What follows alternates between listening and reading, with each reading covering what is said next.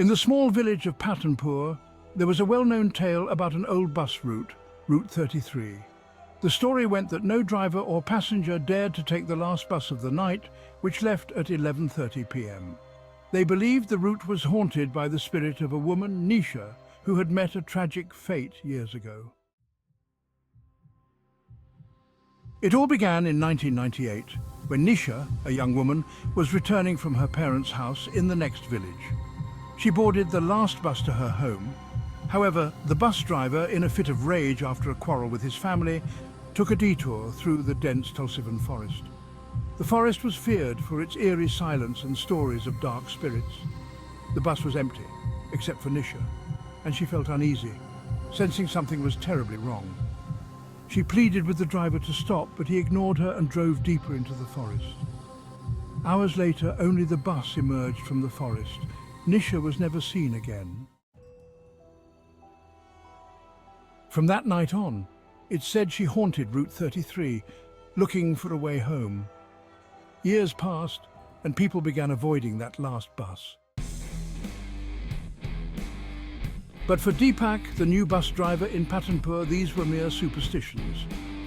Deepak had just started working the route and wasn't one to believe in ghost stories. One late evening, he found himself assigned to Route 33 for the last shift. Villagers warned him, but he laughed it off, confident that ghosts only existed in tales. The bus departed at 11:30 p.m. sharp. For most of the journey it was empty, as usual. As the bus approached the Tulsivan forest, a cold breeze swept through, and a strange chill ran down Deepak's spine. Brushing it off, he continued to drive until he saw a woman waiting at the roadside, her face hidden under a white sari. He hesitated, remembering the stories, but then scoffed at himself. Nonsense, he thought. He pulled over, and the woman got in without a word. Deepak looked at her through the rearview mirror, trying to catch a glimpse of her face. But she kept her head lowered. She sat in the last seat of the bus. The air felt colder, and the silence was deafening. Deepak could hear the rhythmic tapping of the woman's nails against the window echoing through the empty bus. Trying to ease his nerves, he asked, "Madam, where should I drop you?" There was no response. He repeated his question, a little louder this time. She still didn't reply. Uneasy, Deepak continued driving, but felt an intense weight on his shoulders, as if someone was breathing down his neck. He glanced at the mirror again and saw her reflection, but this time she was smiling, an eerie, wide grin. Her eyes seemed hollow, staring right into his. The bus began to move slower, the engine groaning as if resisting the path. Deepak's heart raced and his hands tightened on the steering wheel. Suddenly the woman's voice whispered, "Take me home."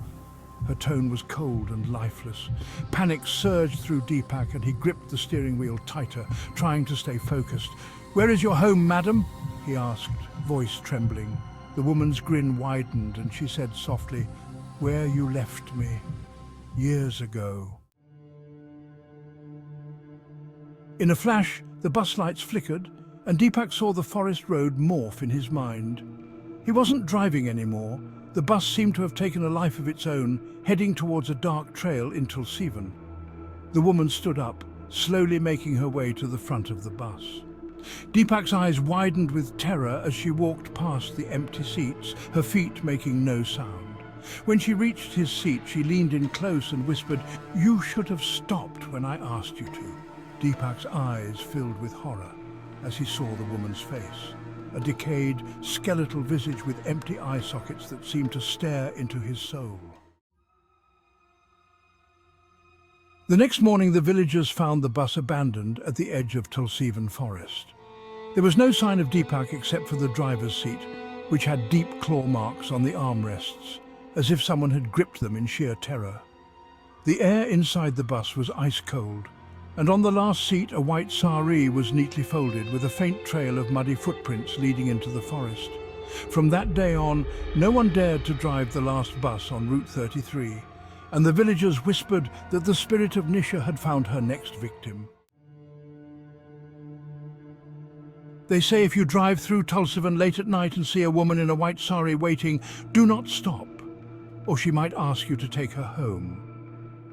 The end.